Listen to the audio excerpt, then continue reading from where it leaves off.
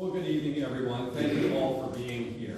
On behalf of Tina Shaw, our president, and our numerous board members and committee members of the Marion County Chamber of Commerce, we welcome you to our first candidate forum of 2022. We want to thank the Women's Club of Fairmont for co-sponsoring this event and for helping us out in many ways.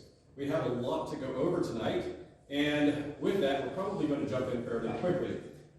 There is some housekeeping, which is there aren't really any housekeeping. If you need to get up, feel free to do so. There are some refreshments here. So, with that in mind, you'll see our candidates here. We have friends and neighbors running for the Board of Education. They are seated, and we'll be chatting with them in the order in which they will appear on the ballot. And also, from time to time, we'll ask some friends to come up and discuss some levies that are upcoming from the Transit Authority, Library Authority, and Ridge Park.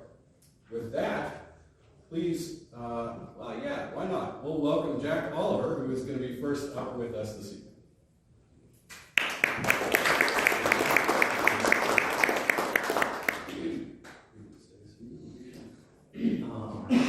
Gee whiz, that's a twist.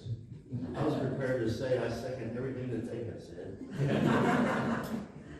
And I got to start out. Okay. My name's Jack Oliver. I'm a native of this area. I grew up in Reedsville, graduated from public schools here in Marion County. I'm a CPA. I'm a veteran. Served 2 long, cold years in Germany on mountaintops and missiles. I have grandchildren and great-grandchildren. I would like to see the students of Marion County get a really good education compared to what they're getting now. I hate to tell you this, but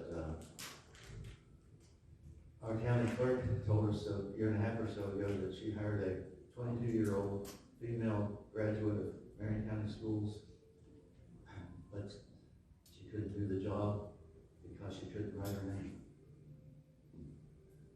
Cursive. And, it's back to, 3 R's, reading, writing, arithmetic, whatever, and sciences. Are we shortchanging our kids? Do we need to make some evaluations of what they are learning and what they aren't learning, why they aren't learning it? I know we've gone through the pandemic, but we have some obvious problems that we need to solve. I make my living solving problems. I'm a business consultant. Our Board of Education is one of the largest businesses in the county. Are they rather solid ground or not? No, they get an audit every year. They pass the audit. But do they have waste and abuse? Who knows? We need to check into that. We need to get more bang for our buck for our tax dollars that we spend on education.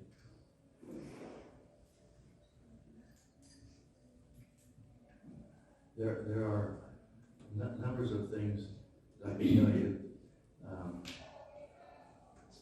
and I don't want to brag. I've started 5 businesses in the last 25 years in 5 different industries, and they're all succeeding now.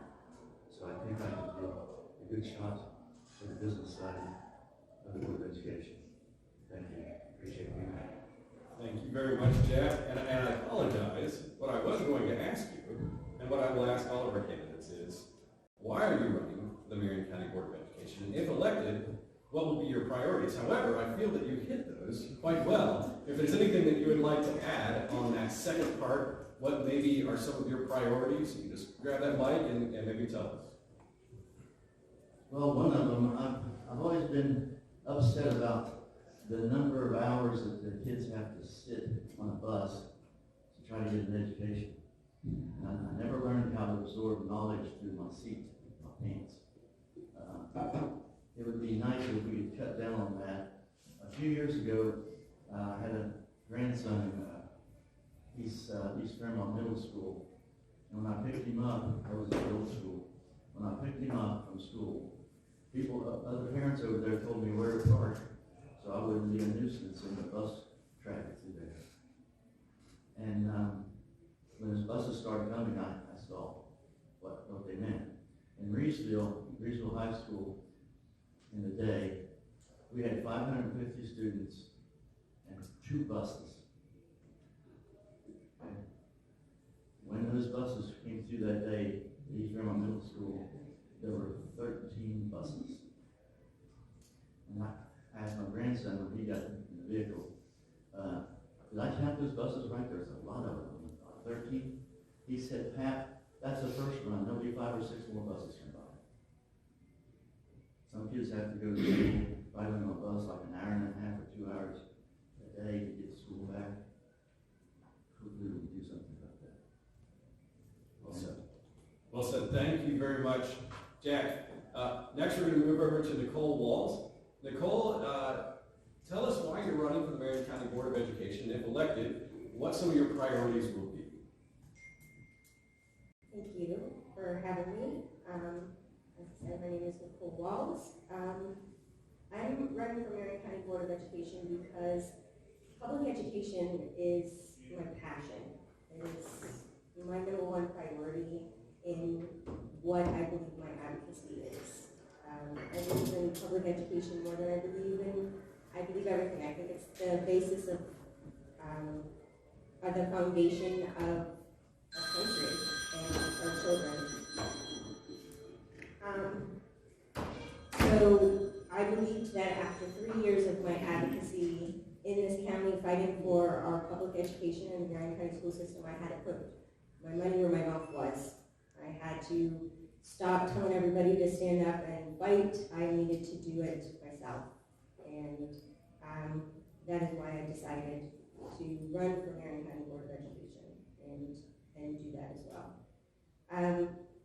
My priorities for Marion County Board of Education, other than just trying to raise the morale of who we are, because I truly believe that we can be the most amazing county. I believe we already are, but believe that our school system can be as great as I believe that we can be. I think our teachers are the best of the best.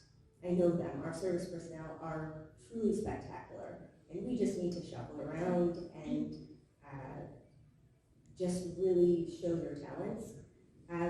But I think that there are some things that we are lacking. I would love to see, and anybody who has ever watched me knows I harp on these things, I would love to see Fairview Elementary get a multimedia room.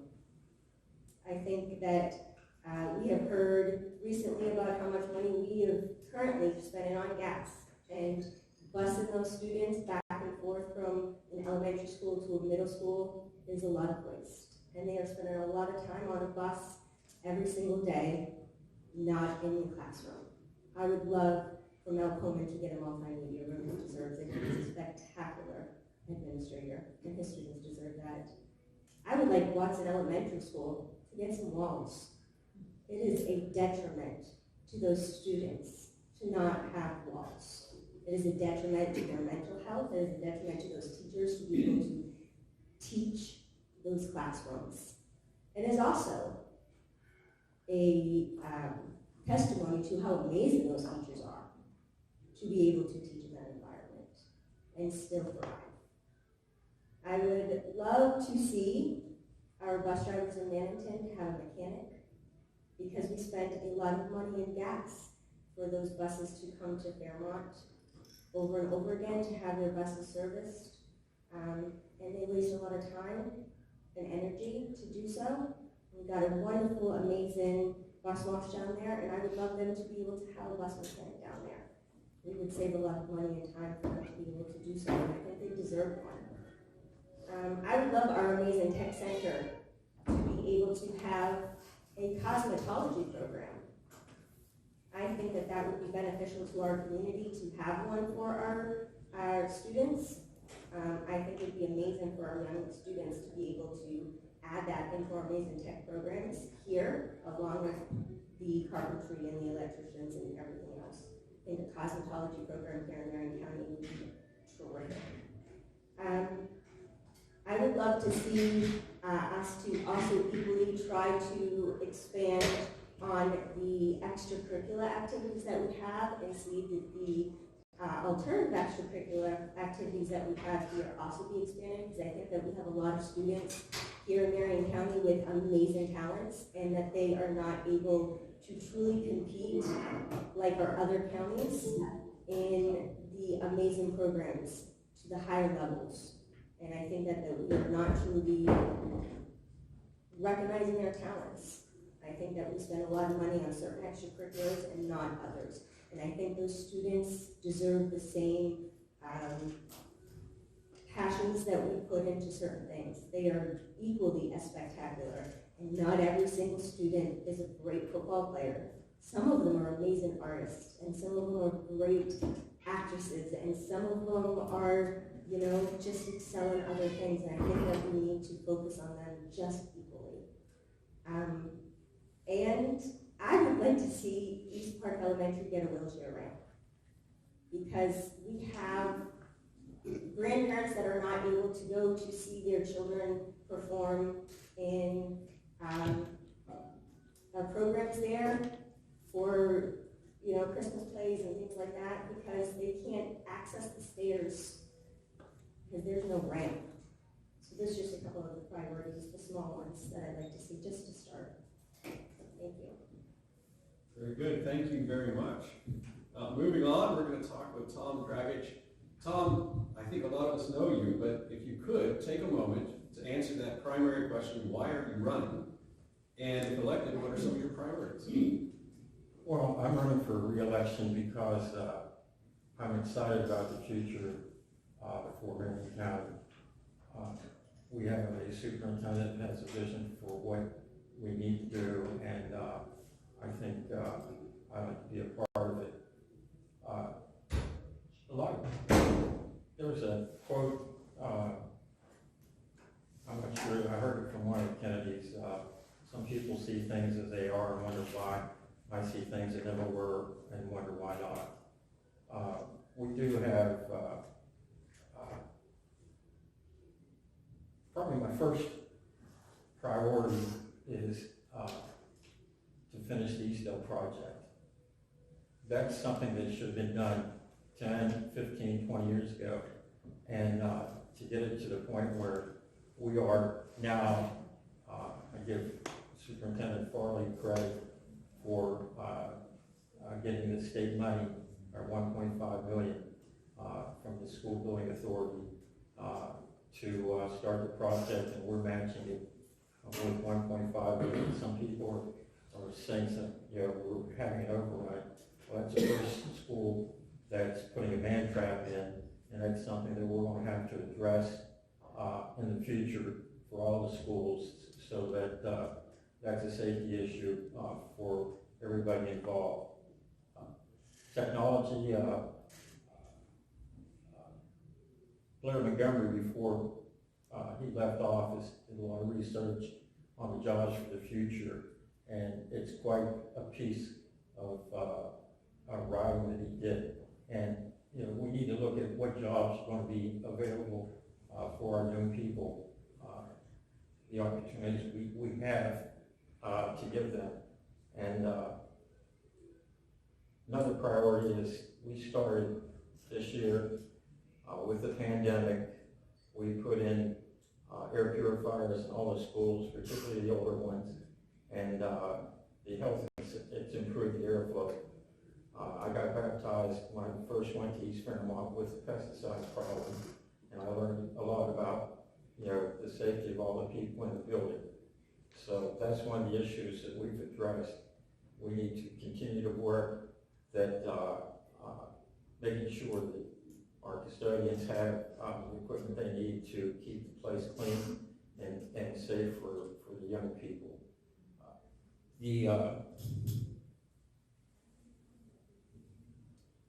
We have a lot of challenges, you know, that's just part of, you know, what I'm looking at, but we have a lot of challenges, but I see a lot of opportunities that we are addressing as far as what the future brings for us. And I spent 20 plus years at Fairmont Senior, and I was not a 8-to-3 principal. I spent a lot of time there. When I went to East Fairmont, they should have given me an apartment because I was up there for quite a large amount of time. And I was involved at both places with the co-curricular programs. one of the things that Mrs. Waltz brought up, the opportunities for students, there's a lot of learning that takes place outside the classroom. And I have the greatest amount of respect for the teachers who spend time outside the classroom with the students, because there's a lot of learning that takes place. A lot of the opportunities that we give the kids, you know, sometimes we call them invisible students that sometimes people don't see. And these are the ones who have the problems, and these are the ones we have to address things with. So I spent 20 years there, and I left there in January of 91, went to East Fairmont. I closed the old school and opened up the new one, and after 16 and a half years, I decided it was time. I've learned a lot of things from some of my older ventures, like Skip Delegate, about being a volunteer in the community. And I was fortunate enough to be recognized by the Chamber with the Jack Squires Award for Volunteer Service with the Knights of Columbus. And this past August, I received the Jefferson Award for volunteer service. So I know the community, and I know all aspects of it, and I know the school system. So again, that's why I'm running. Thank you very much, Tom. Next, we have Donna Costello. Donna, why are you running for the Marion County Board of Education? And if elected, what priorities do you have? I'm Donna, and if you don't know, I served as mayor to the heart of Marion County in Farmington. But prior to that, I served on town council. When I handed over the keys to the office in Farmington, I was tired and I was done, but I still had that commitment to serve. I'm running for re-election because at the end of the day, my heart told me I wasn't done. And I'm going to repeat, I know that Mr. Haney may have heard this at the VFW, and my message is simple, and that's to continue to represent not only West Augusta, but all of Marion County, and to ensure that Marion County students receive the best education possible with the resources we have available. I will continue to listen to concerns and convey those concerns to those people who I think should be handling them.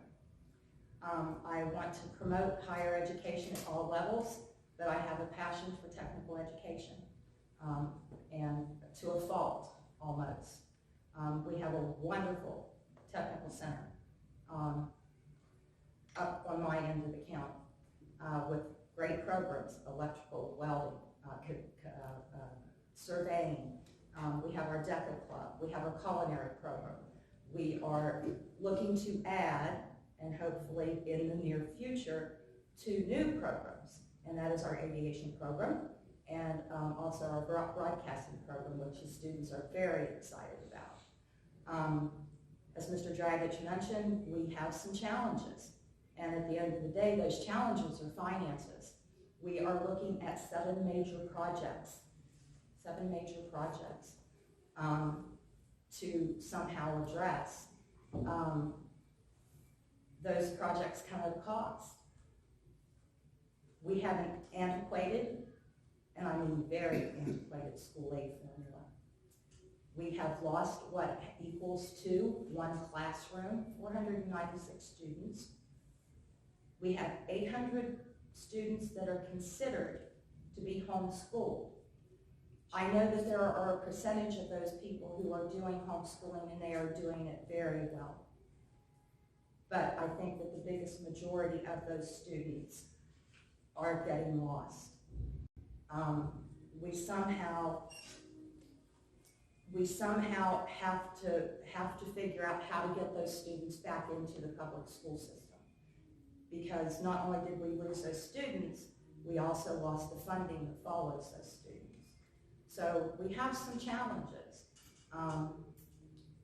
What the answer is to that, I don't know. But hopefully we can work together to figure that out. Thanks. Thank you very much.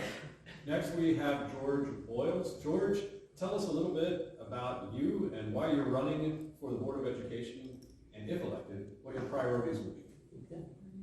Well, thanks for the Women's Club and the Chamber of Commerce for putting this event together tonight. I enjoy dialogue. I love to interact with people, and did that all my career. And Marion County has been so good to my family. I attended school through the public school system and was fortunate enough to go to WVU and got a graduate degree and an MBA. Also, then I got a certified management accountant. And so really, in one phrase, I'm a numbers guy. And so when I look at those things and the things that we do here in this county, our budget for the Board of Education is $105 million a year. When I was the president of Grafton City Hospital and just retired from there in November, I wanted to give back some things to the community. And, you know, the budget at Grafton was $25 million. It's a small community hospital, but what it shows is that this school system, Marion County school system, is 4 times greater than a hospital and all the things that you have to do for health care. So my main would be to look at expenditures, make sure that we are spending the money appropriately, getting the bang for the buck. I built a new hospital in Ohio, and I told the construction people on the first day, I said, this is a $24 million project. This is going to come in under budget, and it's going to come in ahead of schedule. And we were able to cut some costs where we could, and we saved about $2 million out of that $24 million, and also they got it to us ahead of schedule.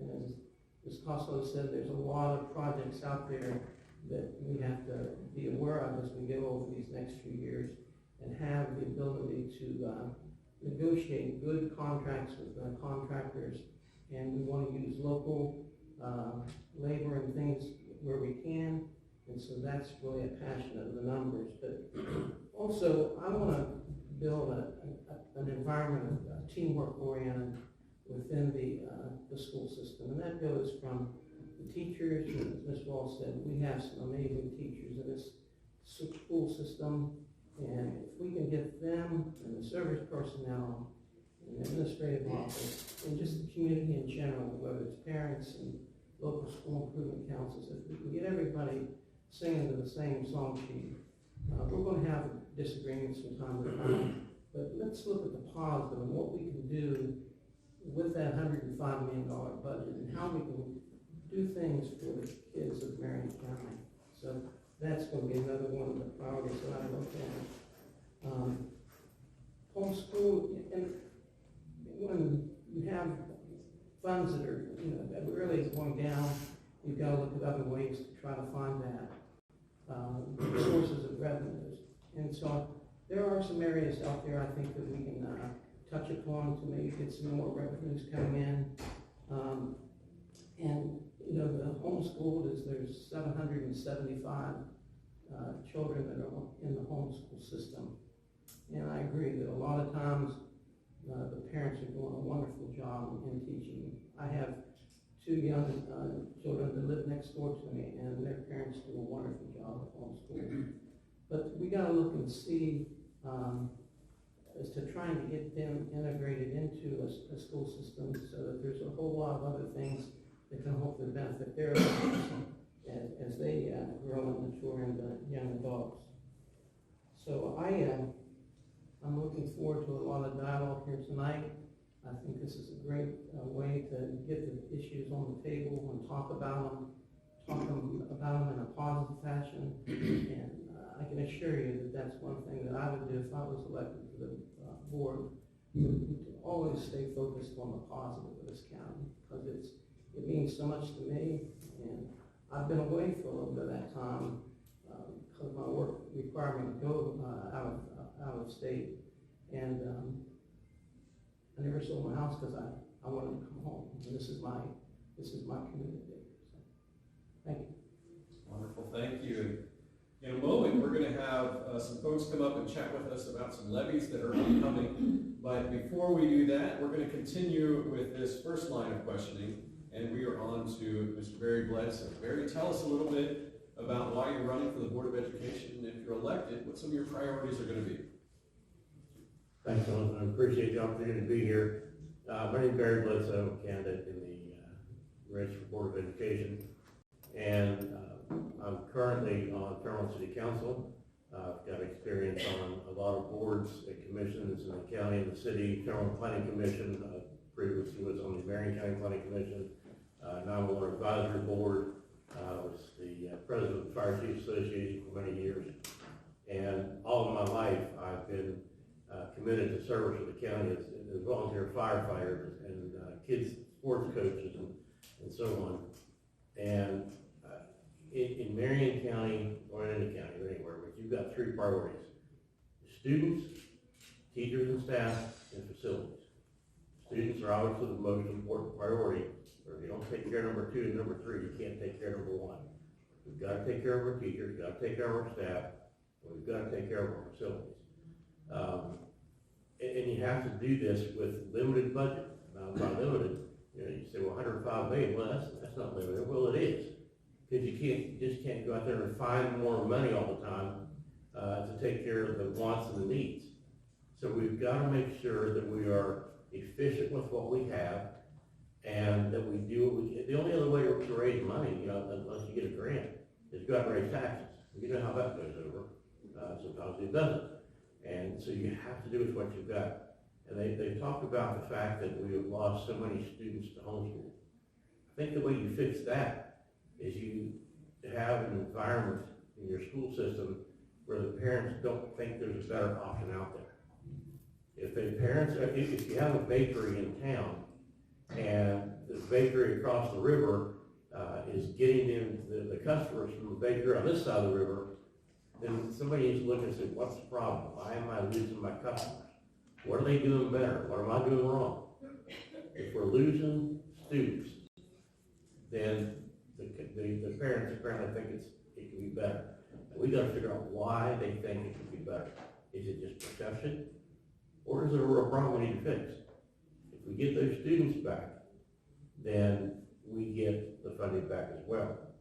Our number one goal as the superintendent, as a board, as teachers, as administrators, and as service personnel, is to make sure that a student leaves the Marion County school system with the tools that they need to be successful in life. Now that may mean going on to college, getting a degree, and going on with a career with that degree. That could mean going into having just come out of the boat deck and being able to make money as a welder, as a auto body repair.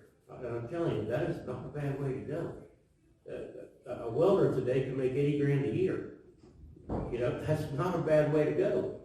And so we need to make sure that the students understand that there are options out there, that if they don't go to college, they're not doomed. And we need to give them the resources in the school to be able to meet that. And we need to concentrate on face time.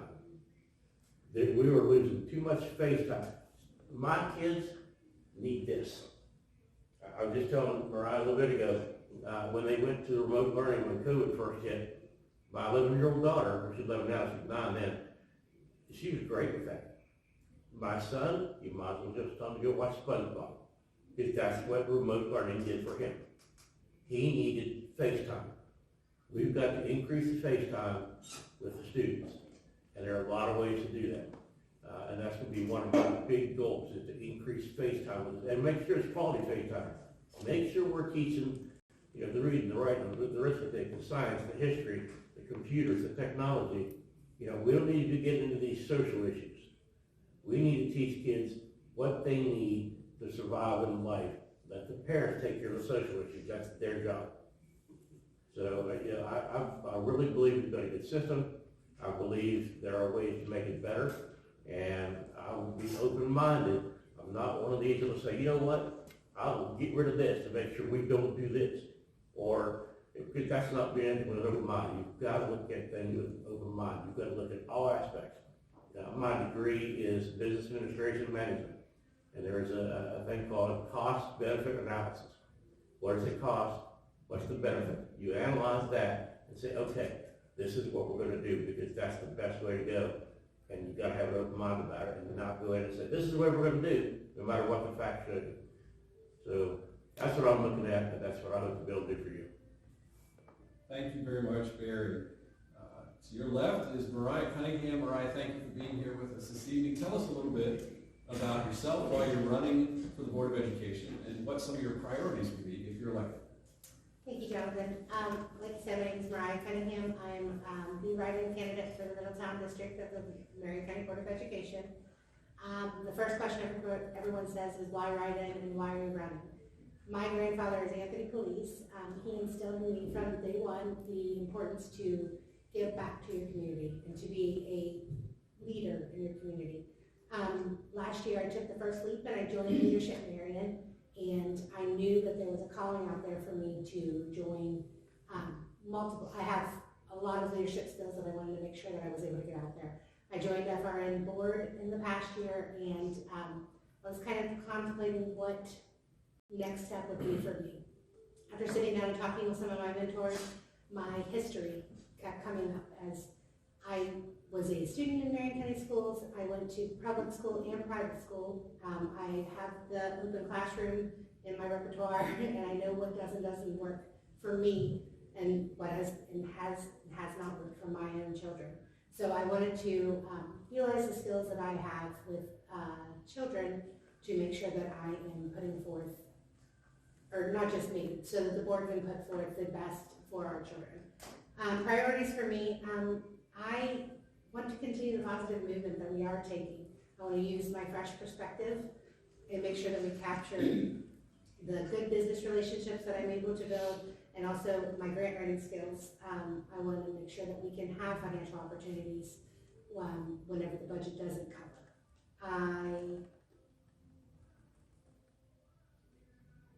That's it. I covered everything that I didn't think I did. Very good. I appreciate you candidates for chatting with us, for your candor, and introducing yourselves to all of us in this room. We're going to give you just a moment to catch your breath, and at this time, I'm going to invite George Levinsky, who runs our transit authority, to come up and talk a little bit about a levy that you're going to see on our ballot coming up here very soon. So please, George, take it away.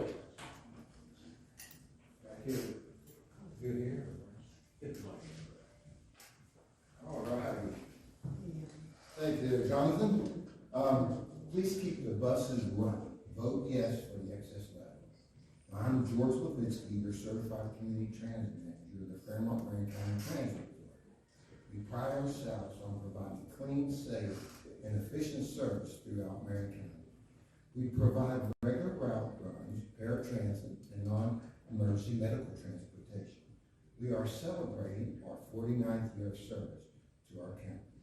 In the 19 years that I have been with the Transit Authority, we have been fortunate to have 4 levies passed with the 60% majority that we need, and we have got it by the great citizens of Marion County. In 1988, the first levy was passed, and there have been 10 since.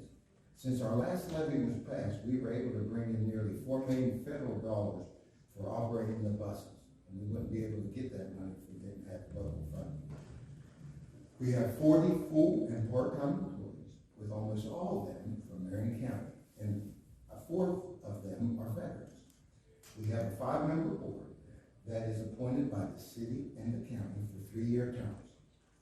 We have 30 ADA accessible buses that run 14 regular daily fixed routes, which includes 3 trips to the VA hospital in Henderson County, and 4 trips to Ruby Memorial and Mon County, with 2 routes on Saturday. With the COVID, our passenger boardings have been down some, and we're being governed by the TSA mask guidelines, which are you still track over 700,000 miles last year. Our transfer station at 401 Monroe Street is working out very well, where we can give our citizens a place to go for shelter while waiting on a bus or to ask questions that they may have about our services. 6 years, in partnership with the Marion County Commission, we offer our veterans free rides anywhere our fixed routes go. Our VA run, that goes 3 times daily, is quite popular for this. And we are averaging 600 rides for our veterans every month. Along with the city, we were able to acquire land behind our facility at 400 Quincy Street, where you can also go and ask questions and purchase bus tickets. We have established parking for our employees, storage, and we're developing a charging station where we're supposed to get a couple electric vehicles here in the near future. We are always upgrading our facility to better serve our communities and making our equipment as safe as possible. We have a good working relationship with the city, the county, Fairmont State, Pierpont Community College, the Board of Ed, Parks and Rec, Library, and other organizations throughout the county. FMCTA improves the quality of life for the citizens of our county by linking passengers to doctor's appointments, hospitals, buyout centers, schools, colleges, universities, jobs, shopping facilities, and much more. We pride ourselves in being good stewards of the levy dollars. The continued excess levy rate for FMCTA is not increasing and remains the same as it was in 1988. Early voting is going to start April 27th, election day, May 10th. As I always like to say, thank you, Marion County, for your support. And if you want to give us a call, 304-366-8177, between 7 to 6, Monday through Friday. We'll answer your questions, and thank you for having me.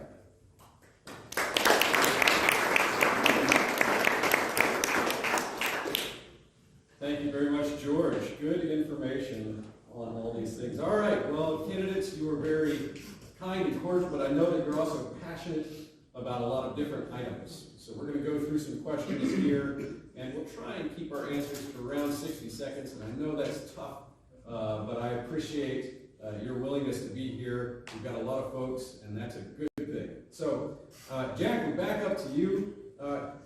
Kind of a simple question that maybe you want to unpack, and maybe it's a little deeper, however you want to approach it, but it is, what do you think is running well with the Board of Ed, and what do you think is not running so well?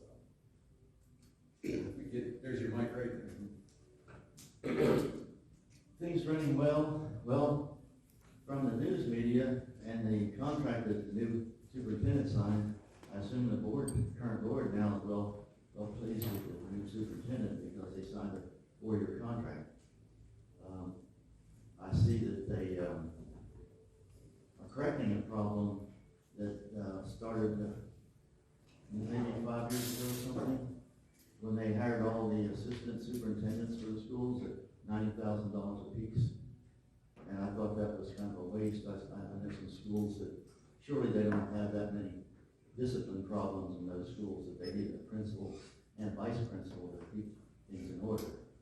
And now I see in the news that they're going to discontinue all those vice principals because they need to put them someplace else and they want to save those $90,000 salaries. So there's a lot of things that have happened like that in the past because we made foolish decisions. And we're writing some of those things now. Being an outsider, I don't know how many things they made wrong like that, but as one of the new members of the board told me last year, he got after Mr. Farley and told him that he had quit making so many dumb mistakes. And I guess now that we're ready to do Mr. Farley, we aren't making so many dumb mistakes, I don't know. But, one of the things they did, they put a new building down at Reesville for the assistant principal and the guidance counselor. They're leasing that building, okay? Leasing it on school property for a purpose they need it. The school that building has no water in it and no sewage in it. So they can't go to the bathroom in that building and they can't get a drink of water in that building. I don't know how they can write that. Thank you for that. Very good, thank you. All right, Nicole, tell us what you think is working well, and then maybe some challenge areas, things that aren't working so well. So, I think with the Board of Education, I think that we have a lot of things that actually work well. the Board of Education as a whole. Marion County is a big county, and we have some amazing schools and some amazing teachers. We can't deny that. So we have some spectacular, amazing schools, and I think they work wonderfully. So I think that always works well. I think that we have some educators in this county that no matter what they go through, each and every single year, even through COVID, even through cuts, even through transfers, they stay over and over and over again. And that's a testimony to how much they love their students, how much they love this county, and how devoted they are. I think that that works well.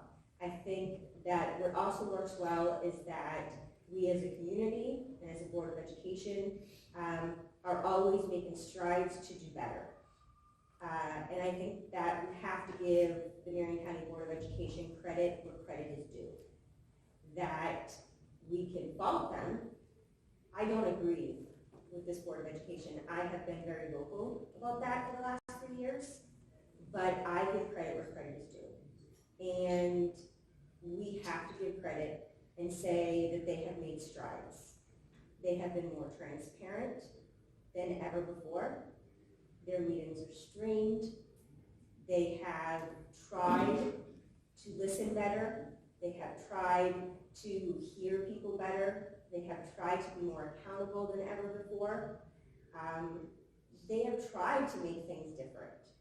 And I think that that's a testimony to that we are headed in the right direction.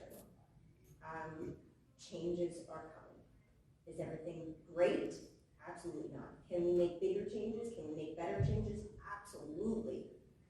But I think that that's a testimony that they are listening, and small steps, right? So they're not completely deaf. They're not closing their ears and running away. It's a team, right? It's a team.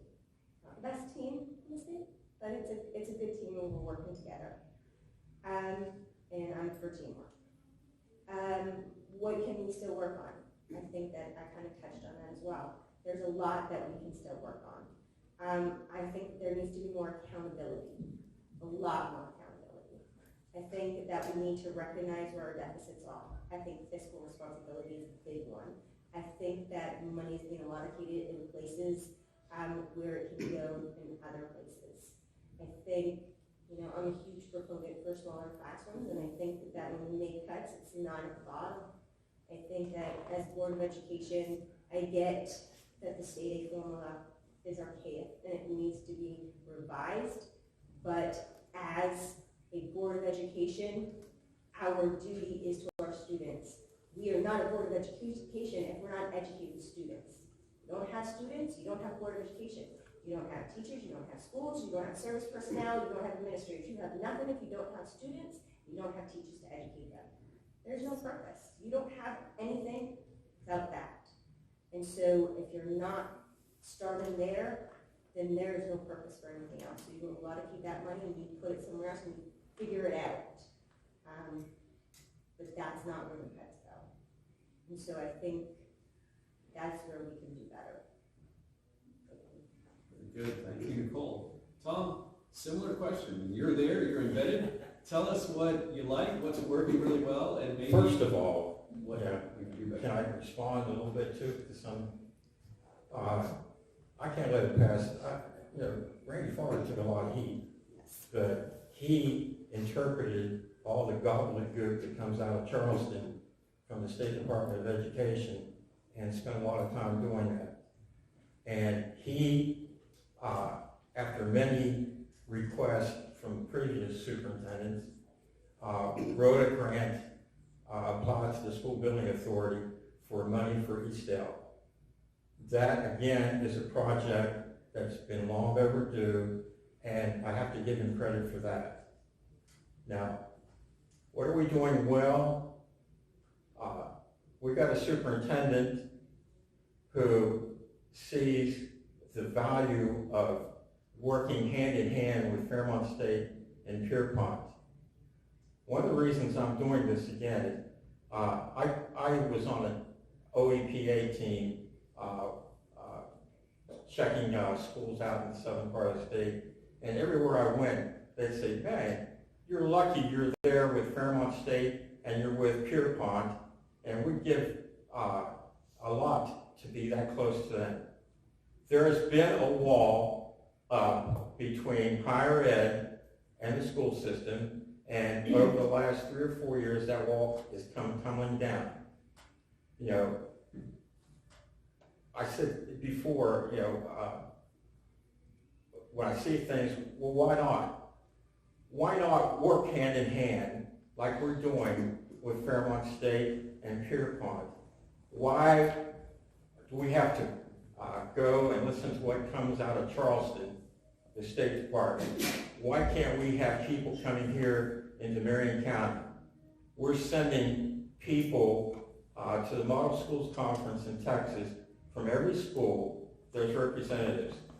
My hope and my wish is that when they come back, they sit down and share ideas with everybody.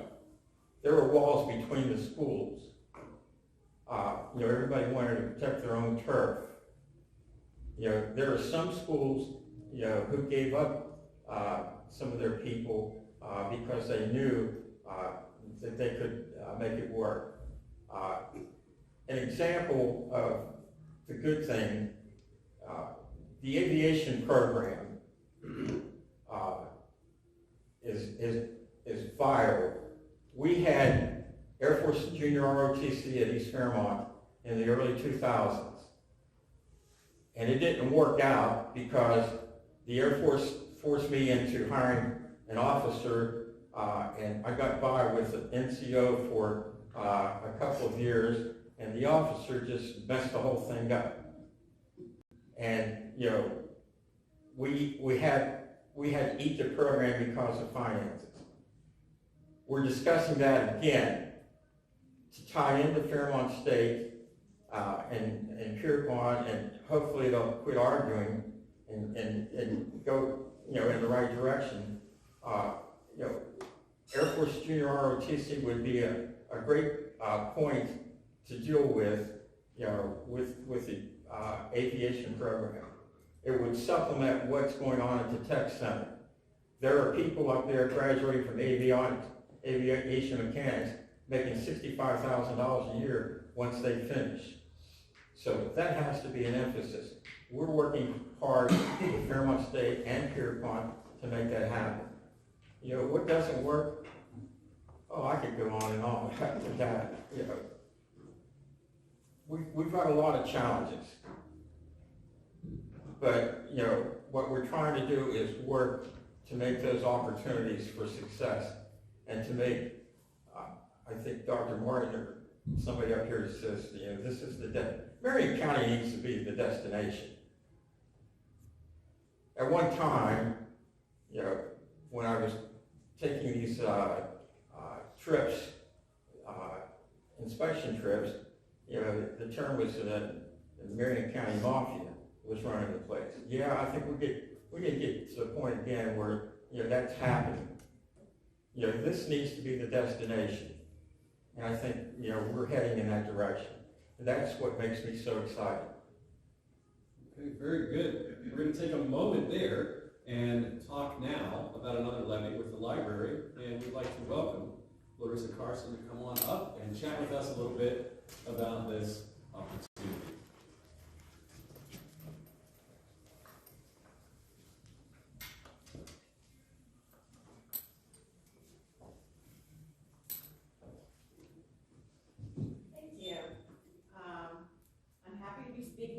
During National Library Week. National Library Week is April 3rd through the 9th, so it's very serendipitous that I get to speak to all of you during this week. My name is Maurice Kason. I've been the director of the library since July of 2020, and I started working for the library in 2016. Libraries have been described as a critical part of the social infrastructure of the community by Eric Kleinenberg in his book, Palaces for the People, How Social Infrastructure Can Fight Inequality, Polarization, and the Decline of Civic Life.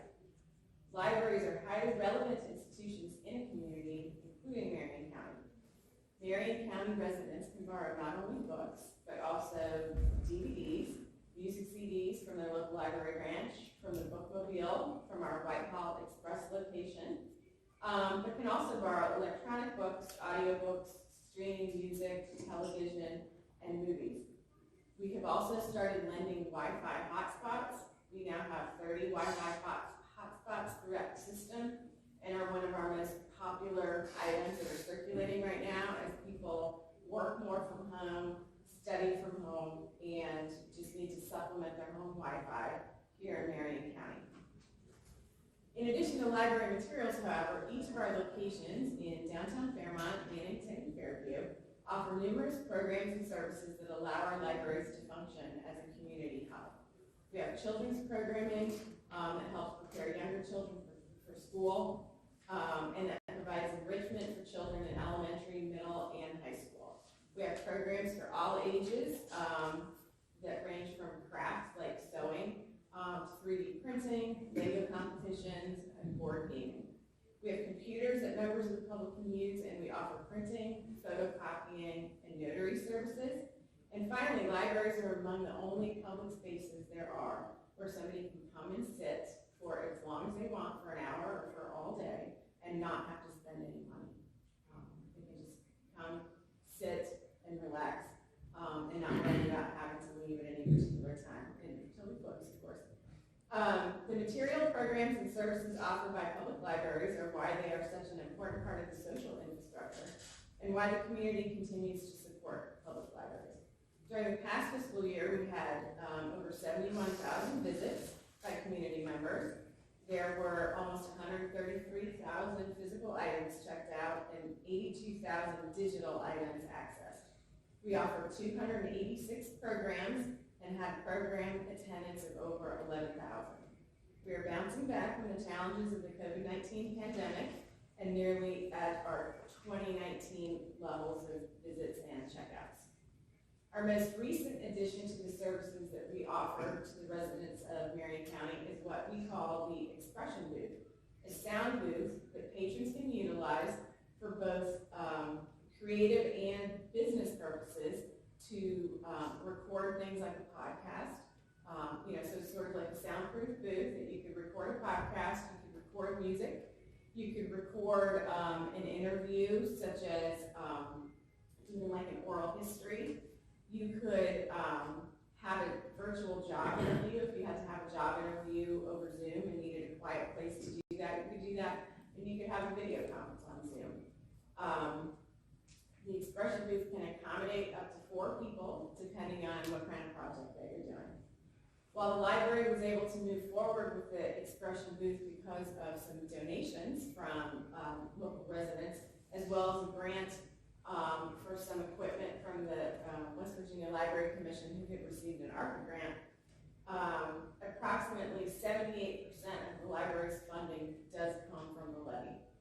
The Marion County community has fully supported the library system in the past, and we're confident that we will continue to do so in the future.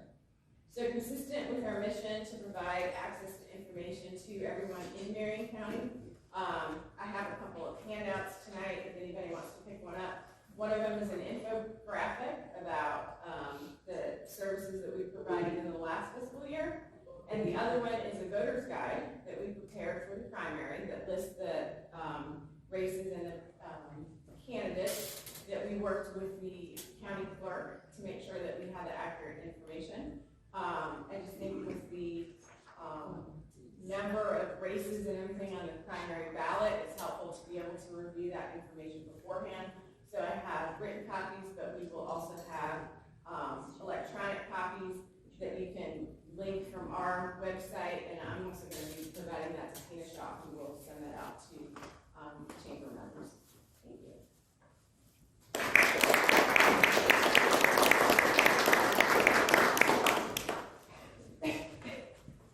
Thank you very much for your time and for that information. We're going to continue on with our questioning now with the candidates. Donna, tell us what you think is going well, and then some things that maybe need a little bit of work and maybe frankly just aren't aren't going so great. And again, we'll try and keep these around 60 seconds, but I understand that's a tough question to answer in 60 seconds. What we're doing well, and when I say we, it's not just those 5 people that sit at that table. It is a team effort. I'm going to use the phrase, it takes a village. I'm going to build on the Superintendent Farley's vision. We have our steam bus. We have our newly opened steam room. If you have not seen it, please stop by. We have our literacy fair. Even with COVID, we did a drive-through. Students in Marion County drive through, they drove through, they got books, maybe a little game or whatever. This year, we are fortunate enough to be able to go back to person to person. What else is good? At the end of the day, we got some damn good teachers. You know, one of the things that I started and I patterned after Mr. Boyle's father, one of the things I started doing when I started this journey, I hit the ground running and I went and visited schools. I just wanted to see what was going on. At the end of the day, in as much as everything has changed, everything has remained the same in a sense, even since my daughter had graduated from North Marion High School.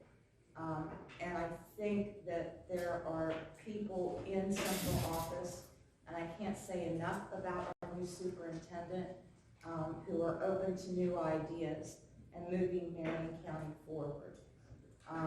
What is bad? I'm one of those positive people. You know, are there things that we can do better? Most certainly. But I'm not going to say that anything's really bad.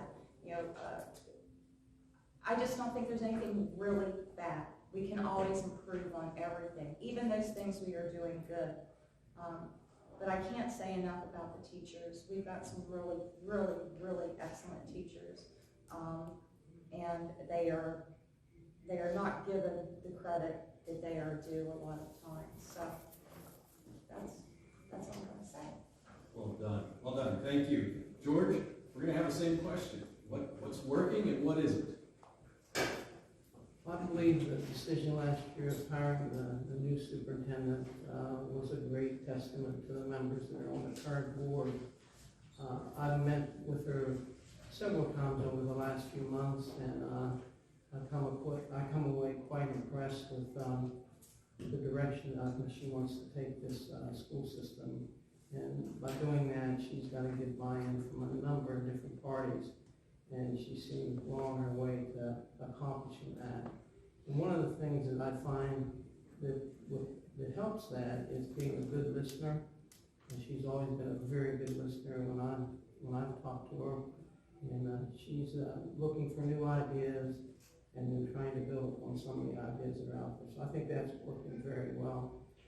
I had the opportunity to go over to the dedication of the steam room there at East Fairlawn Middle, and I remember that as a cafeteria and a gym locker room back when I went to school, and the amazing work. And you have to understand that the maintenance department stepped up and took that as a project on their own.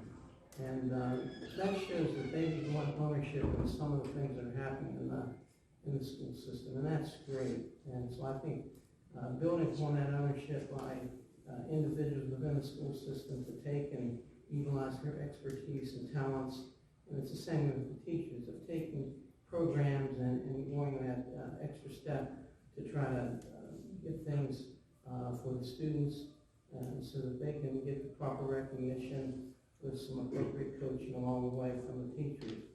So I think those things are working very well. One of the things in regards to promotions and you know, I have always said that I want to look for the best qualified candidate for the position. And I want to make sure that the decisions are made based on the facts at hand, and that there's not being underhanded decisions made in regards to promotions within this school board. So I think that one we could do a little better in some occasions, and just looking out for who is the best person to fill that particular job. And change is tough for people, and particularly teachers, and I experienced that at the hospital. And during COVID, you ask a nurse that was doing certain things, and then you come in that day and you've got 15 people in the emergency room with COVID, and you've got 10 people upstairs in rooms with COVID. You see people dying, and to see those nurses take it and say, I'll take care of that, and we'll give the best care we can for that patient. That's very similar to, I think, what teachers can do for students, is to make sure that their needs are attended to. And a lot of them don't want that special recognition, but they deserve it. And so I would promote anything that regards to recognition of folks that do that. And accountability would probably be the other thing that I think is needs to continue to improve. I think it's taken some great steps. On my political card that I passed out, I'm a strong believer in business sense and common sense together. And if you have that, you can accomplish a lot in working with folks. Wonderful, thank you so much, Barry. We're going to talk a little bit about those things, Board of Ed, that are working well, and also maybe identify some of those things that aren't working so well. So one of the advantages of being at or near the end of the line is they steal all your thunder. But I believe that based on what I've seen, what I've heard, what I've read, I think the current Board of Education did a great thing in hiring our current superintendent. I think that there's already been good changes made, and I think that under her leadership there'll be better changes coming down the road. One of the things that I think we're doing well in Marion County is our VOTEC Center, because we're training, and I know I've mentioned this before already, but we're training students for careers when they either don't want to, or maybe are not really college material. Not everybody can be a doctor, not everybody can be a lawyer, or even a teacher, but we need welders, we need carpenters, we need plumbers, electricians, and that's the thing we're doing well. The thing that I think we're not doing well is our VOTEC Center. I think we need to build that, and I've already heard tonight, where they're planning on adding a couple of programs. That's amazing. I would like to see it grow even more. I would like to see, I don't care where you go in this city, in this county, or state, or this country, everybody's shorthanded. Nobody has enough people to work. We need more LPNs and CNAs and paramedics and firefighters and truck drivers and coal miners. And every one of those things that I just listed requires some type of education ahead of time. To be a coal miner, you have to go through an 8-hour class. To be a truck driver, you have to go through a CDL class. To be an LPN or a CNA, you have to go through a class, you have to be certified. To be a paramedic or a firefighter, you have to go through classes. And we could grow our VOTEC into something that could really fill those needs in the community, but more than that, provide opportunities for students to get out of high school and immediately be able to go into something where they can start their career. At age 18 or age 19, they can start their career and not have to think, well, what am I going to do? They need to be able to get that jump start. The VOTEC can do that. I really think it's the great thing we're doing, and it's a thing we need to fix. Very good, thank you. Mariah, same question, what's working and what isn't? So I'm gonna start with what I feel like is not working, but we're on track to getting it right. The deficiencies that COVID has caused are produced for our children. As a mother to a current middle school student, I can tell you firsthand account of what the 4th to 8th grade middle school population has had to deal with in the last 3 years. We've been made aware of summer deficiencies, and we've tried for the last 10 years to try and overcome those. we now have a new problem with the deficiencies that COVID has caused. We have middle school students that have never had a continuous school year or can't remember a continuous school year. We have elementary school students that have serious deficiencies from lack of in-person learning. We have high school students who are not ready to enter post-secondary education or post-secondary job roles because of the lack of social skills or lack of enrichment opportunities. We need to continue the growth that we've had and encourage our parents to stay involved or to get involved in their child's learning, and we can't fix that as a board on our own, but we need to make sure that we know better and do better. You'll hear me say that a lot, and that's something that I think that each of us can understand, because we're not going to have all the right policies, all of the right answers, all of the right things from the start, but as long as we're all working together, we can make sure that we can get there together. And that is something that I agree with the rest of the panelists, that the new superintendent is doing very, very well. She is setting us up for success, our children up for success by the forums that she's done, giving them a voice, having them be able to come forth and be an active part of their education as well, and to bring forward the issues so that the board and so that the educators and everyone that has a part in growing them can give them exactly what they need, and teaching them to be present in their education opportunities will set them up for success. Wonderful, thank you so much. We're going to talk about another levy here before we go into the final phase of our questions. And so now we'd like to invite Tony Kalski, if you're here, with McCarthy. I apologize if I mispronounced your last name. Everybody does it. Thank you for the opportunity, Chamber of Commerce and Women's Club, this evening to present and talk about Marion County Parks. And I got a 20-minute presentation. I'm going to try to get down to 5 or 4, so just nobody shut up if I start talking too long. So I'm a born and raised Marion County resident. Had Mr. Draghi to Fairmont Senior as one of my principals and disciplinarians, so don't tell me stories on me after I'm gone here. So, all right, thank you. McPark was formed back in 1977. We were formed as an instrumentality of the county commission.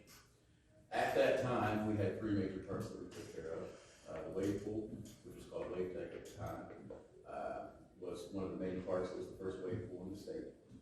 It's still going. We're still keeping that thing going. Did a lot of improvements to it here lately. A pool takes a lot of work to keep going too.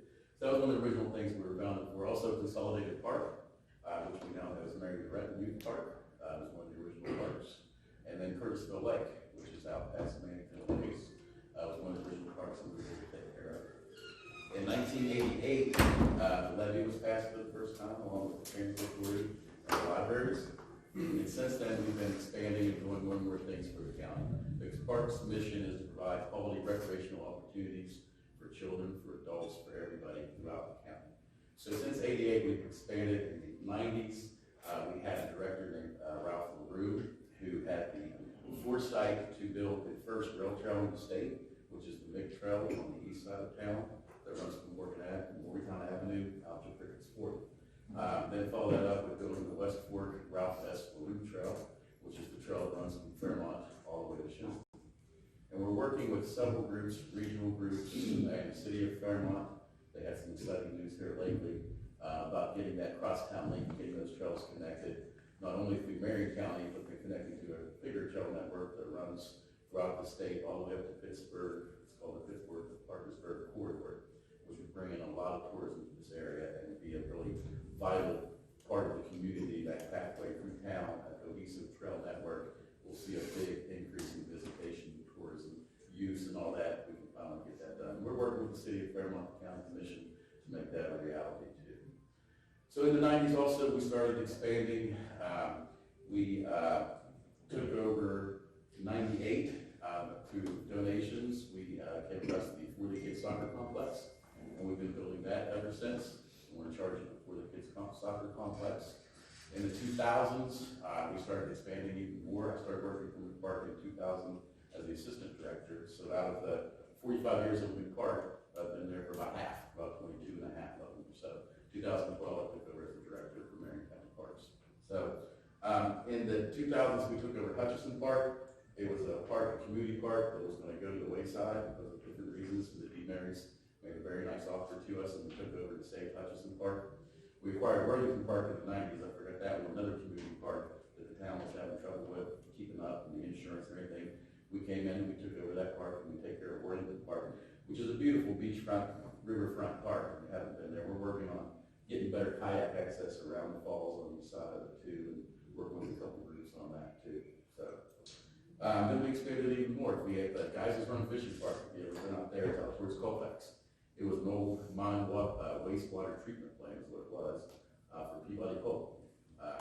When they up and left, they either had to reclaim it back to the way it was or turn it into a recreation facility. We partnered with the county commission, bought all that property out there and worked with WVU and turned that into a vibrant fishing park that opens for the season on Saturday, April 23rd. It's already stocked full of trout and all that too. So we have a lot of people that's open 4 days a week. You don't need a fishing license. It's a very affordable place to come bring your kids and come fishing. In the 2000s also, the 12th Street Pool was started in 1937 and it was run by the city of Fairmont for a lot of years, late 90s. It kind of went into disrepair. About mid-2000s, we had a county commissioner at the time who, that was his main push was to get that back up and running. We worked with him to renovate 12th Street Pool and to reopen that back up, and we've been running it since 2006 now. The park also manages that pool. Curtisville Lake, we made vast improvements out at Curtisville Lake with the county commission help and with the help from Consol Energy. We built RV campground out there, and we have a primitive campground out there too. And we made improvements to the bathrooms and everything else around the lake. We have a big event coming next Friday, Good Friday, is our 23rd annual Family Fishing Day out at Curtisville Lake. We work with the DNR. They come out and stock the lake in front of the kids. And, it's a big event that we have every year on Good Friday. So, then, in addition to that, the 10 parks that we maintain, including the 2 railroad trails, we also have year-round programming. We have some of our feature programs. Our kindergarten through 3rd grade basketball just ended up for the year at the beginning of March. We had over 210 kids participating in that league. Started that league back in 2004 at Dunbar School with Mr. Frank Hines with about 40 kids. And it's grown that much, and there was no basketball starting in kindergarten. It started all in the 4th grade at 5th Street with Mr. Krasinski's league. So we filled that void, and now they started kindergarten through 3rd grade, and I see some of you guys who coached in the basketball league with us before too, and participated in that basketball league.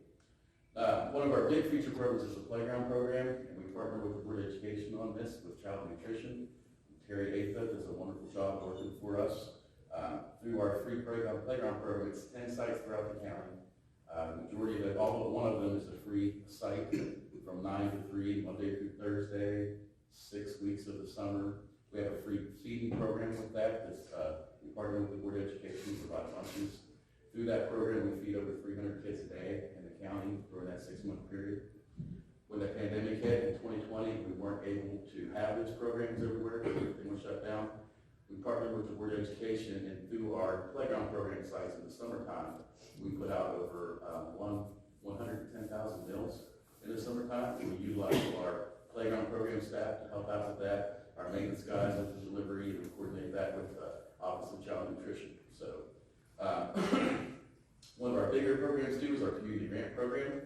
Every year we give back funds to all these different groups throughout the community. I mentioned those 10 parks that we run. This is our opportunity to give back to all those parks that we don't run and manage, or we want to help them out too. Through this community grant program, we've given back almost $1.2 million to about 45 different groups throughout the community. There's not a town, a field, a school that we can go by and we can't see something on there that we assist with, that we help out with as far as the community grant programs go. Additional programs we have the year-round programs, but we have a trip program. We send out a letter about that. We do about 6 trips a year, bus trips to different places. Recently here, we started a community garden at Oliver Park, at a little mini park that the city of Fairmont owns. We also have a community band that started out when we're playing events in the summertime. We have a Christmas concert coming up there also. We also partner with Silver Sneakers at our police reserve building up there to have 3 times a week exercise programs for seniors.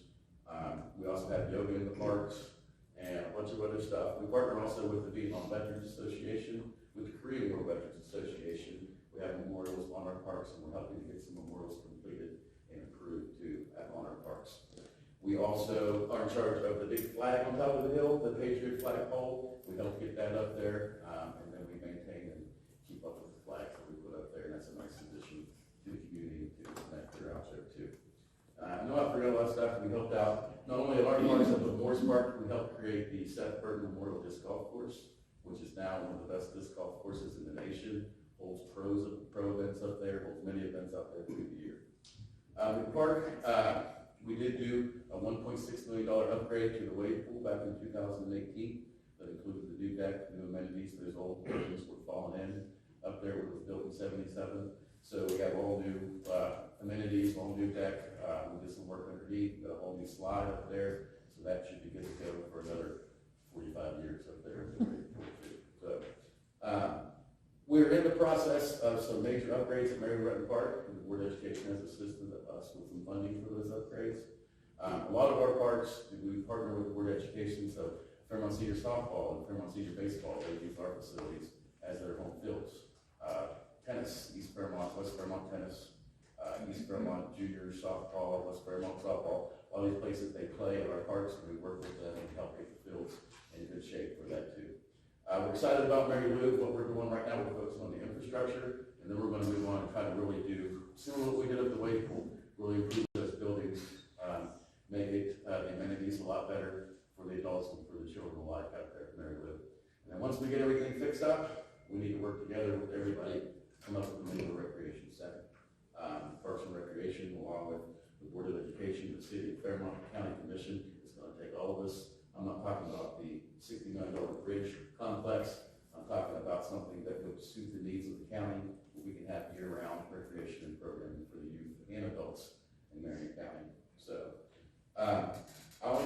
we also have development going on out by the Middletown Commons. There's 8 acres out there. We applied for a $1.5 million AML grant, and a Modernize grant, and we're hoping to build additional multi-purpose fields out there, along with the Middletown Commons project that's going on. So, please support the levy on May 10th. I do have a couple handouts, 101 reasons to vote for the park levy, and some more information that kind of breaks down your levy funds and what your dollars are going to do if you're interested. Thank you.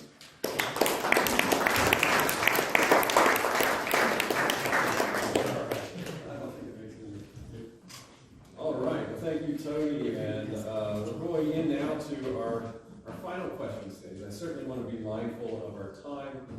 I show us all having at least 2 minutes, and we will try to hold to that, and we completely understand if you have to go a little longer just to unpack this. I want to ask sort of an open-ended question to give you the opportunity to dive in and narrowly define or broadly define some of your thoughts. I think what we would say here is, what do you see as the primary work? This is a two-part question, Louis. What do you see as the primary work of the Board of Education, and what differentiates you from these other candidates? So definitely a two-part question. So Jack, we're going to ask that of you. What do you see as the primary work of the Board of Education, and what differentiates you from our other candidates? The primary issue for the board, meaning the 5-member board, right? Correct. They are the Board of Governors of the Board of Education. The superintendent does all the hiring and firing of the personnel in the Board of Education administration side. That's the superintendent. The board then hires and fires the superintendent. So all of that is mentioned before, because it'd be nice if it's a really good teamwork. The teamwork, the harmony of the board with the superintendent, and the superintendent with all the employees, that's what's needed. No bickering, no news media showing irate board members standing up and berating somebody. That's not good. The harmony of the board and the common goal of keeping common sense and understanding that this is all for the kids. This is not for adults, this is not for other people around the county. This is Board of Education's job is to educate the children. And sports, and I played 3 sports in high school, sports is not supposed to be the tail wagging the dog. You know, Board of Education's primary job is not sports, although we have a lot of good sports. We just went to state tournaments and a lot of different things. But that's only supposed to be the off time for kids to get an education. Give a break the monotony of going to class and learning and having some fun, playing ball, whatever. What was the second part? I understand, it's kind of a funny question here. What differentiates you from the other candidates here? Well, I suppose it's my business background and my ability to solve problems. I make a living owning businesses solve problems. And since this is one of the biggest businesses in the county, maybe the biggest, I think I can help a lot with helping solve those problems. Working with the board, of course, the board doesn't have hands-on all these things. The board doesn't make all the decisions for the Board of Education. The superintendent does. And it's that cohesiveness between the board and the superintendent that makes a difference. Well, thank you, Jack. Let's give Jack a round of applause.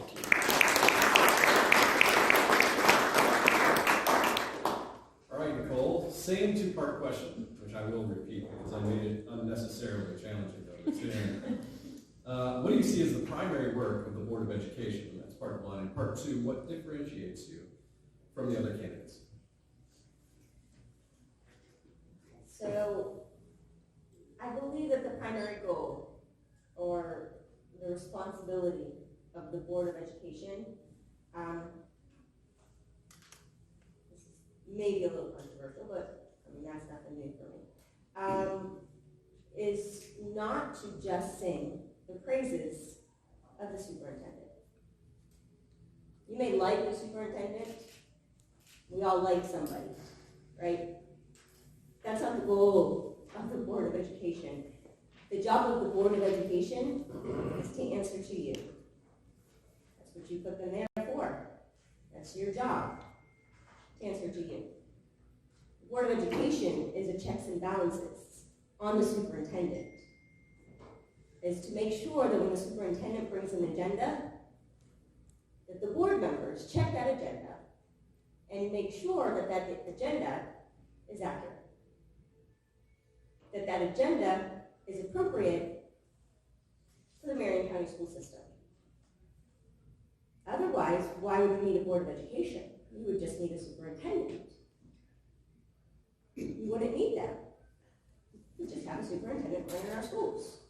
You have a Board of Education that you elect to answer to you. You can have the best superintendent ever. They bring an agenda, and it is the Board of Education's job to look over policies, to research those policies and make sure that those policies are appropriate policies for the teachers, service personnel, and parents of the Marion County school systems. It is their job to be educated in what is going on in their schools, to be educated in the policies and the legislations that are being passed in the state, to be educated in what is happening each and every day in the lives of their students and their parents and their service personnel and their teachers. And if they cannot do that appropriately, then they should not be elected to the Marion County Board of Education. That is their job, and they should be answering to you.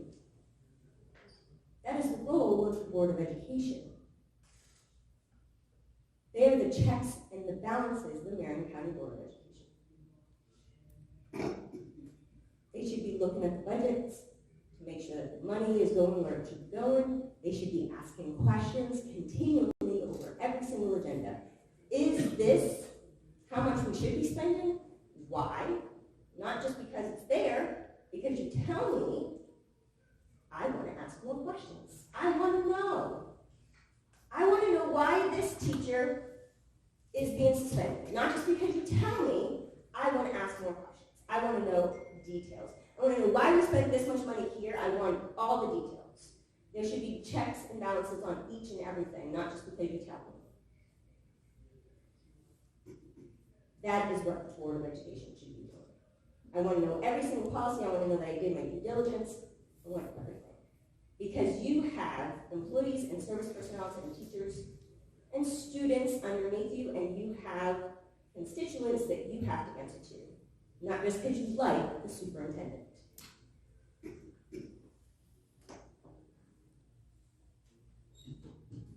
And your second part of the question again. What differentiates you? What differentiates me? The fact that I'm not afraid to say those things, number one. The fact that for the last 3 years I have not been afraid to say it. And you may not like me because I say those things, and that's okay. I'm not afraid to say those things even if you don't like me. And I will continue to say them even if I'm not elected. And that's okay too. Because for the last 3 years, I have advocated for Marion County Schools, for teachers and for service personnel and for parents. I have read over policies. I'm a mother of 3 children, so I am invested for the next 15 years in the Marion County school system. So it's not just about Marion County Schools, it's about my children, and I want what's best for them each and every day. I love this county. I chose this county for my children. And I believe in each and every person in this county, and I believe in Marion County Schools, and I want what's best. I am fully invested, 1,000%. And I know we can get to the moon. So I'm not afraid to say the tough things and people not like me, and I'm not afraid to say the phrases either. I can take the heat, and I'm okay with that. But I'm not going to kiss butt just to get your vote either. So I think that's what differentiates me. Very good. Friends, let's thank Nicole Waltz.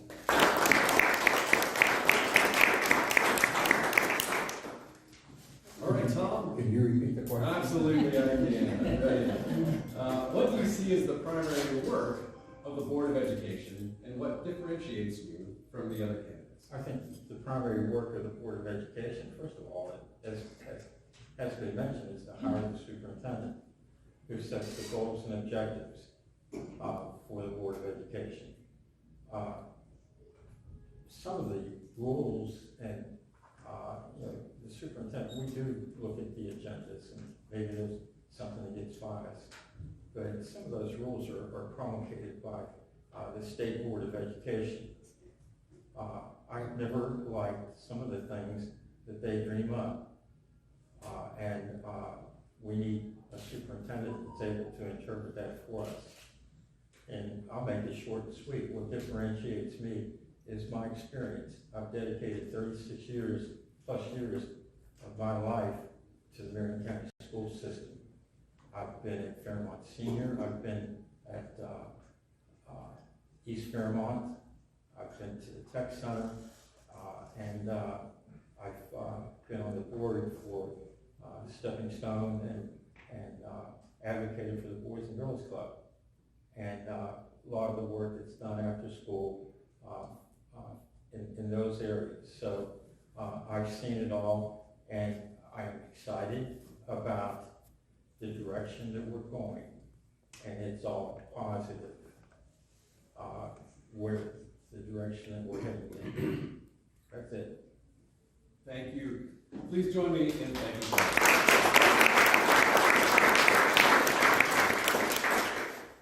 Well, Donna, in keeping with form, I'm going to ask this again, and that is, what do you see as the primary work of the Board of Education, and what differentiates you from the other candidates? The primary work of the Board of Education, as Mr. Dragish stated, it is our job to hire the superintendent. And we must have somebody in that position that can interpret those policies for us. It has to be somebody we can trust. And I believe that we do have that person in place now.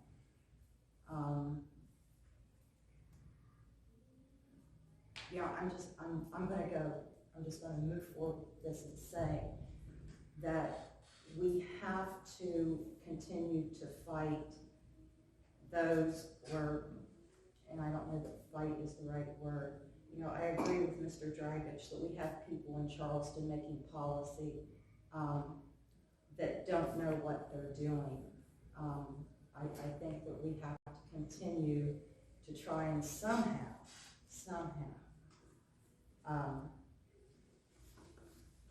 keep their political opinions out of education. Let our teachers teach. Let them do what they know how to do. What differentiates me, I think it's my ability to listen and communicate. You know, I always say that sometimes people just need to feel that they've been validated. They may come to you with this, you know, huge problem that's been all blown out of proportion, and sometimes they just need for you to listen, and I think I'm very good at that. I also think that I'm very good at, if I do not have an answer for you, I will get you an answer. It may not be the answer that you want, but I'll get you an answer. You know, there is so much good going on in Marion County, and it truly does take a village, and we're working hard, and we're moving forward, and I think we have the right leadership in place to take Marion County as far as we can see. Don, thank you.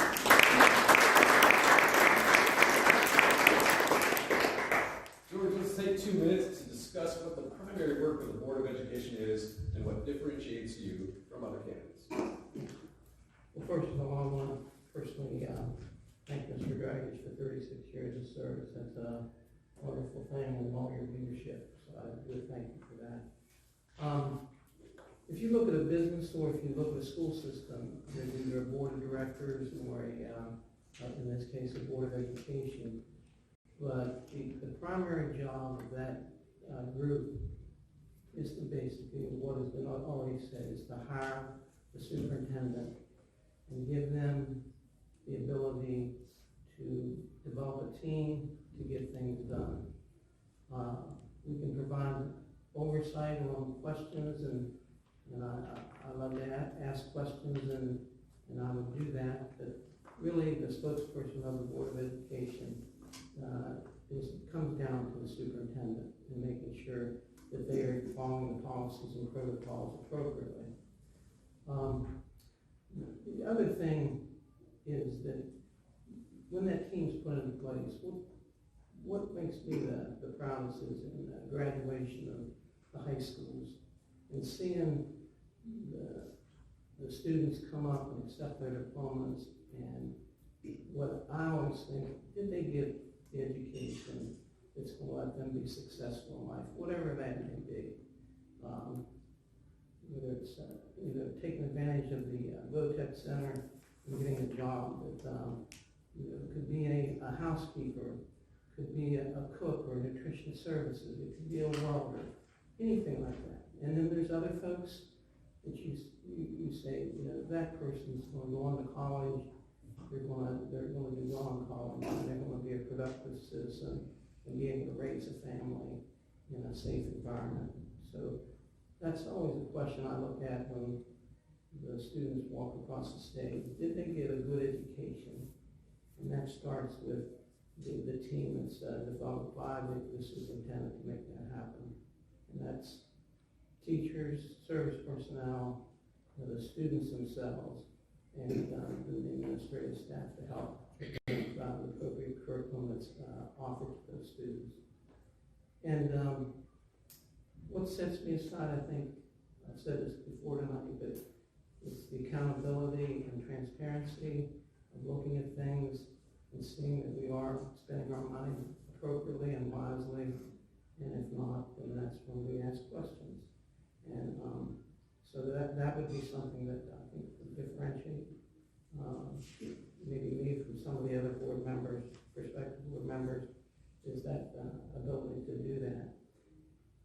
And we have to work within the state budget, but, and a lot of the different formulas and everything, but to have an active dialogue with some of the legislators to see where there might be opportunities for us as a county to get some additional revenue sources. We talked about grant writing, which I think is very appropriate. But those would be the kind of things that I think would set my skill sets apart from some of the others. And thank you. Good, thank you.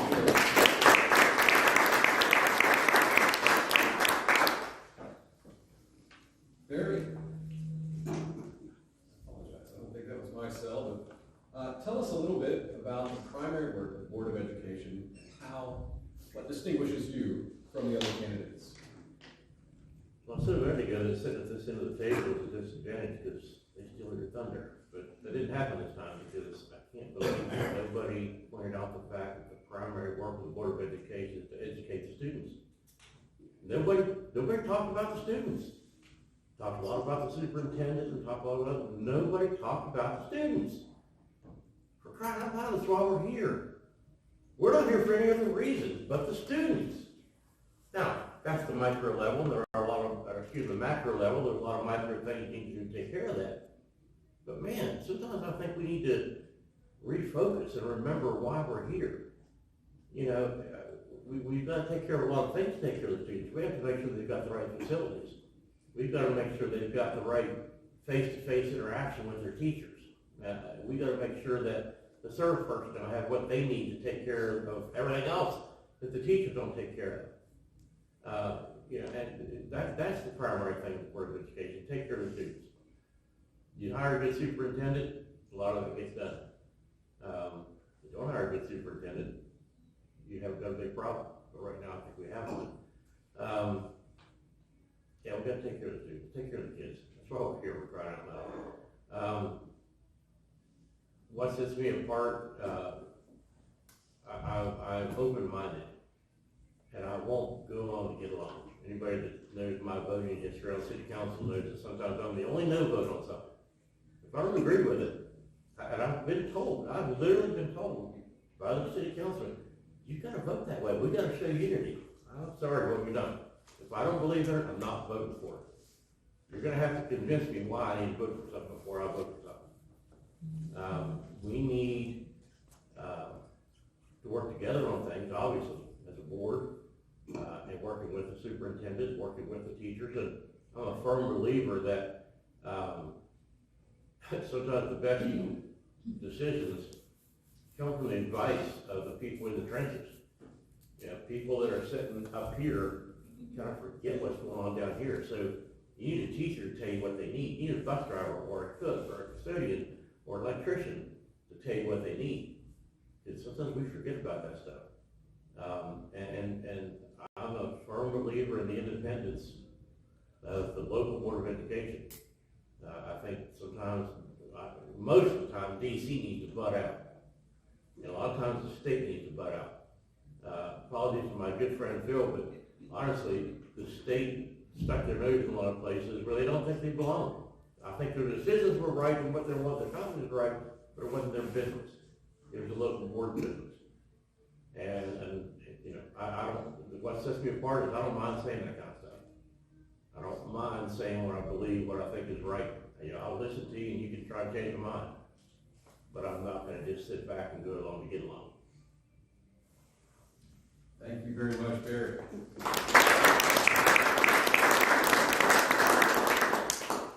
Mariah, we come to you with the same question, which is, what do you believe the primary work of the Board of Education is, and what separates you, what differentiates you from the other candidates?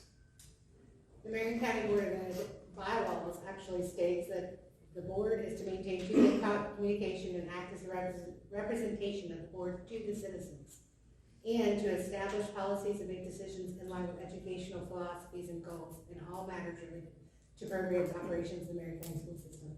It is a holistic approach. We need to make sure that we are looking at the students, we're looking at the staff, we're looking at the budget, we are looking at all aspects to make sure that we are providing our children, our staff, our citizens of our county everything that they need. And what sets me apart is I'm homegrown.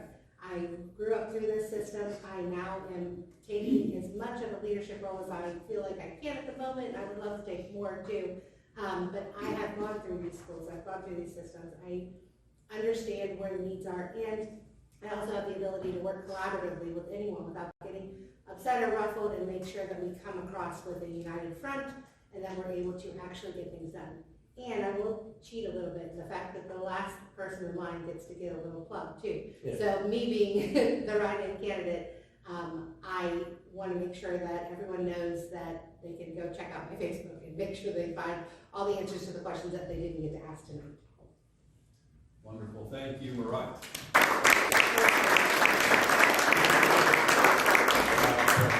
And I want to thank every one of you for coming out tonight. I think it is sort of vitally important that we get involved. I'm a firm believer that we forfeit the right to complain about the government we have if we're not involved in it.